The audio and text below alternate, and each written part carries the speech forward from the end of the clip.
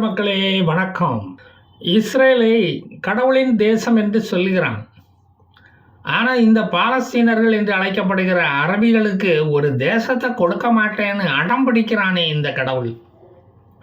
அரபிகளை ஒரு மனுஷனாவே மதிக்க மாட்டேங்கிறானே இந்த கடவுள். அப்போ கடவுளும் ஜாதி மதம் பார்த்து பழகிறவனா மாறிட்டாரோ? ஒரு பெரியார் பாலஸ்தீனத்தில் வந்து பிறந்திருந்தா பாலஸ்தீனர்களுக்கு ஒரு விமோச்சனம் விடிவு காலம் எல்லாம் பிறந்திருக்குமோ? அவர் வந்தால் வேற அரபி மொழி ஒரு காட்டுமிராண்டிகளின் மொழி அப்படின்னு சொல்லிவிடுவார. அரபி பெண்கள் அங்கி போடக்கூடாது என்று சீர்திருத்தம் எல்லாம் பண்ண சொல்லுவார். பரவாயில்லையா? பெண்கள் உடை உடுத்தினதுனால தான் துணி விலை கூடி போச்சு அப்படின்னு சொல்லுவார். என்ன பண்ணுவீங்க? காசா சிட்டி ரவுண்ட் அபவுட்டில் ஒரு பெரியார் சிலையை பிரதிஷ்டை பண்ணி வச்சுருந்தா உங்களுக்கு இந்த கதி வந்திருக்குமா? பெரியார் சிலைக்கு மாலை அணிவித்து பத்தி கொளுத்தி வச்சு சாமி கும்பிட்டு இருந்தா அவரும் தமிழர்களை காப்பாற்றின மாதிரி பாலஸ்தீனர்களையும் காப்பாற்றியிருப்பார்ல. உங்களுக்கு இப்படி முகத்தில் கருப்பு துணியை கட்டிக்கிட்டு அலைகிற திருடன் நிலைமை வந்திருக்காத. அதுக்கு பதில் கருப்பு சட்டையெல்லாம் நீங்கள் போட்டுக்கிட்டு கௌரவமாக நடமாடிக்கிட்டு இருந்திருப்பீங்க. அவர் அங்கே வந்து பிறக்கலையேன்னு ரொம்ப கவலையாகத்தான் இருக்குது. வருத்தப்படாதீங்க. அவர் அந்த காலத்தில் தமிழர்களுக்காக விழிப்புணர்வு ஏற்படுத்துவதற்காக, தமிழர்களை காப்பாற்றுவதற்காக பேசின பேச்சுன்னா ஆடியோவை போட்டு கேட்டு பாருங்க. உங்களுக்கே ஒரு தெளிவு பிறக்கும். ஆங்கிலேயனே காசாவை ஆண்டுகிட்டு போகட்டும் என்று நீங்கள் விட்டிருந்துப்பீங்க. தனி நாடு வேணும்னு கேட்டே இருந்திருக்க மாட்டீங்க. ஆங்கிலேயனை உங்கள் நாட்டை விட்டு போக விட்டதால நீங்கள் இப்போ ஒரு குண்டூசி கூட செய்ய தெரியாமல் வெறும் குண்டுகளை மட்டும் செஞ்சு தோத்துக்கிட்டே இருக்கீங்க. தொழில் வளர்ச்சி ஏற்படாமல், முதல் மாநிலம் ஆகாமல், முன்னேறாமல், ஒரு லூலு மால் கூட இல்லாமல் இப்போ காசா இருந்துக்கிட்டு இருக்கு. இந்த அவல நிலைக்கு காரணம் யார்? பெரியார் சிலை மட்டும் உங்கள் நாட்டில் இருந்திருந்தா காக்கா கூட அதன் மேலே எச்சம் போட அச்சப்பட்டுக்கிட்டு ஓடி போயிருக்கும். அவ்வளவு பவர்ஃபுல்லான லீடர் அவர். யாரும் கிட்ட நெருங்கவே முடியாது. அவர் அடிக்கடி குளிக்கவே மாட்டார். அந்த கெட்ட பழக்கமெல்லாம் அவருக்கு இருந்ததாகவே தெரியல. பெரியார் பப்ளிக் ஸ்பீச் கொடுக்க புறப்பட்டு போறாருன்னு தெரிஞ்சா இஸ்ரேலியனுங்க எல்லாம் துண்டக்கானும் தொப்பிய காணோன்னு ஓடி போயிருப்பானுங்க. சொல்ல முடியாது, பெரியார் இருக்கிற மண்ணில் எங்களுக்கு வாழ தகுதி இல்லை அப்படின்னு சொல்லிக்கிட்டு தனி நாடு கேட்காம நாட்டை விட்டே ஓடி போயிருப்பானுங்க. உங்களுக்கும் ஒரு நாடு கிடச்சிருந்துருக்கும். சே, நல்ல சான்ஸ் போயிடுச்சே. ஜோர்டான் நதிக்கரையில் பாய் தலைவாணி எல்லாம் விரித்து போட்டு உங்களுக்கு தன்னுடைய வீட்டில் இருந்து கொண்டு வந்த பிரியாணி, கோழி குழம்பு எல்லாம் போட்டு உங்களை விருந்தோம்பல் பண்ணி அனுப்பியிருப்பார். ஐரோப்பாவில் நியூடிஸ்ட் பீச்சில் தான் பார்த்ததை உங்களுக்கு கதையாக சொல்லி உங்களுக்கு கிளுகிழுப்பு ஊட்டியிருப்பார். காசா பிள்ளைகளை எப்படி வளர்க்கணும், அவர்களுக்கு எப்படி கல்யாணம் பண்ணி வைக்கணும் என்று அரிய ஆலோசனைகளை எல்லாம் அவர் சொல்லி கொடுத்துருப்பாரு. குரான், பைபிள் எல்லாம் ஒரு கட்டுக்கதை. அதை தங்கத்தட்டில் வைத்த டேஷ் என்று சொல்லி சமாதி வழிபாட்டு முறைகளை கற்றுக் கொடுத்துருப்பாரு. இல்லாத திராவிட நாட்டை எப்படி இருப்பதாக நம்ப வச்சாரு தெரியுமா? இல்லாத பாலஸ்தீனத்தை இருப்பதா மேடை போட்டு சொல்லி உங்கள் மக்களை நம்ப வச்சிருந்திருப்பார். இந்நேரம் பேரிச்சை மரக்கல் உடல் நலத்துக்கு கேடுன்னு உங்கள் நாட்டில் உள்ள ஈச்ச மரங்களை எல்லாம் வெட்டி சாய்ச்சிருப்பார். ஐயா, மது விளக்க மாத விளக்கு மாதிரி கொஞ்ச நாளைக்கு தள்ளி வச்சிருந்திருப்பார். உருவ வழிபாடு கூடாதுன்னு ஊர் முழுக்க அவருக்கு சிலைகளை வைத்து அதன் அடியில் கடவுளை கற்பித்தவன் முட்டாள், அதை வணங்குபவன் ஒரு காட்டும்பிராண்டி என்று நல்வழிப்படுத்தும் பொன்மொழிகளை பொன் எழுத்துக்களால் பொறித்து வைத்திருப்பார்.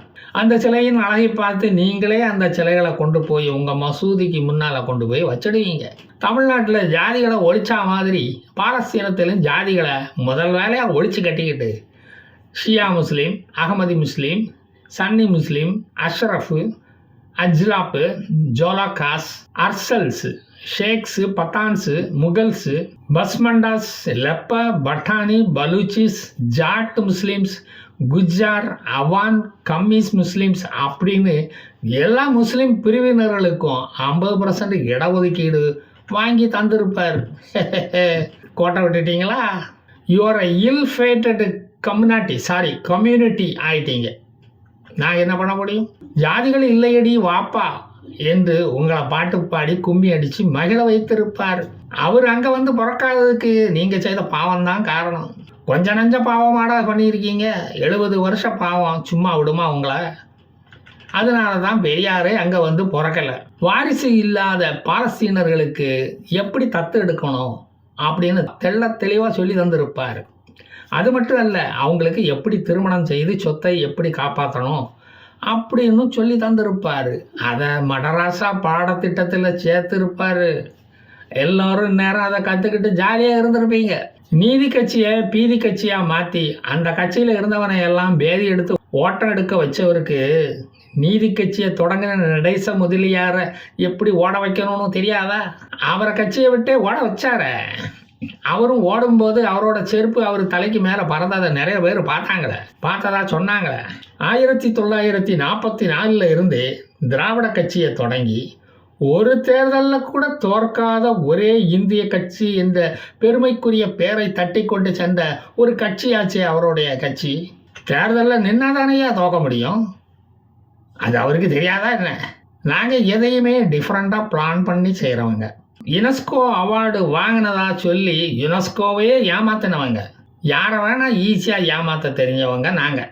அதில் முனைவர் பட்டமும் வாங்கி இருக்கிறோம். அது திராவிட ரத்தத்திலேயே ஊறிப்போன விஷயமாச்சே.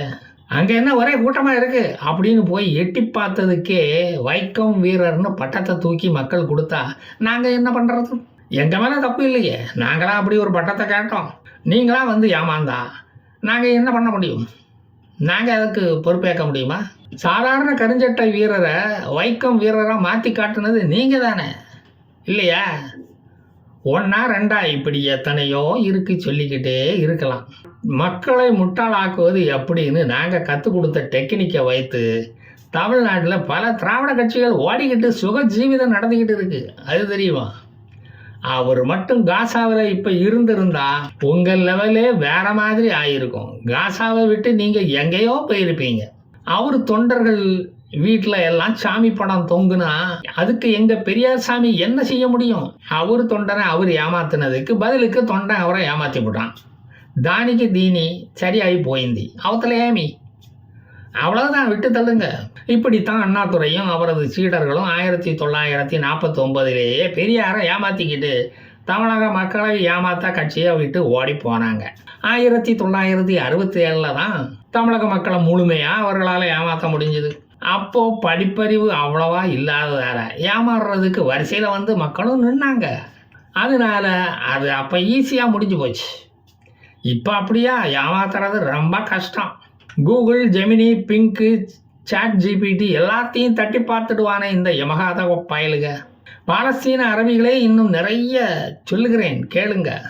எங்கள் பெரியார் புராணம் பற்றி கேட்டுக்கோங்க. கன்னடத்து பலிஜா நாயுடுவா இருந்துக்கிட்டு நான் ஒரு பச்சை தமிழன் என்று பறைசாட்டியதும் கண்ணை மூடிக்கிட்டு தமிழன் நம்புனா இல்லையா? அதே மாதிரி தான் 1967 தமிழக மக்கள் திராவிடத்தை நம்புகிறாங்க.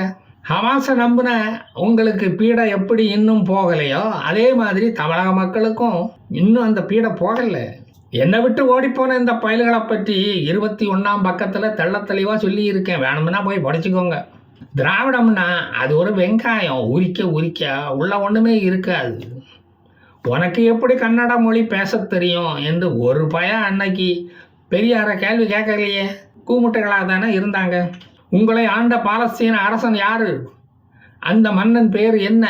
அப்போது உங்கள் பாலஸ்தீன எல்கைகள் எங்கே எதுவரைக்கும் இருந்தது என்று யாரும் உங்களை பார்த்து கேள்வி கேட்காத மாதிரி அப்போதும் தமிழர்கள் கேள்வி கேட்காம ஈரமண்ணா தான் இருந்தாங்க.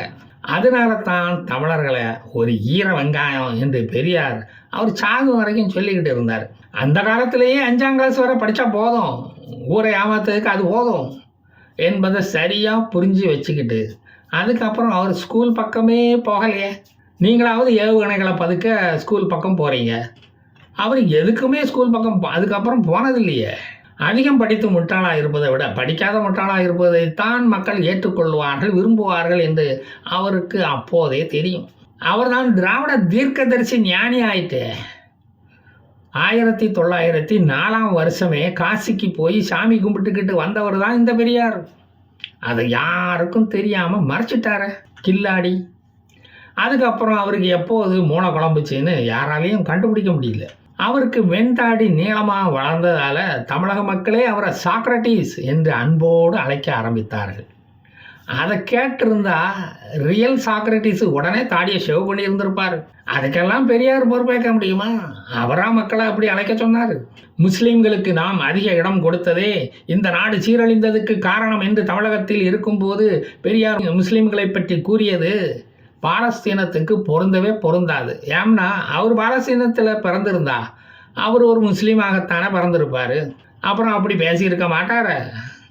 6 நேரம் தொழுது கொண்டு இருந்திருப்பார். சொல்ல முடியாது, ஒரு குண்டூசி ஃபேக்டரியில் மேனேஜராக கூட இருந்திருப்பார். அதுவும் இல்லைன்னா பாலஸ்தீன மக்களின் பிரதமராக கூட இருந்திருப்பார். அதற்குள்ள தகுதியெல்லாம் அவருக்கு உண்டு. நம்மளால் இப்படியெல்லாம் ஆசைப்படத்தான் முடியும். அதனால் தனி பாலஸ்தீனத்துக்கு நீங்கள் நம்பிக்கையோடு ஆசைப்படுங்கள். பெரியாரின் ஆவி வந்து உங்களுக்கு அதை அவித்து தரும். வரட்டா மக்களே, ஜெய் ஹிந்த்.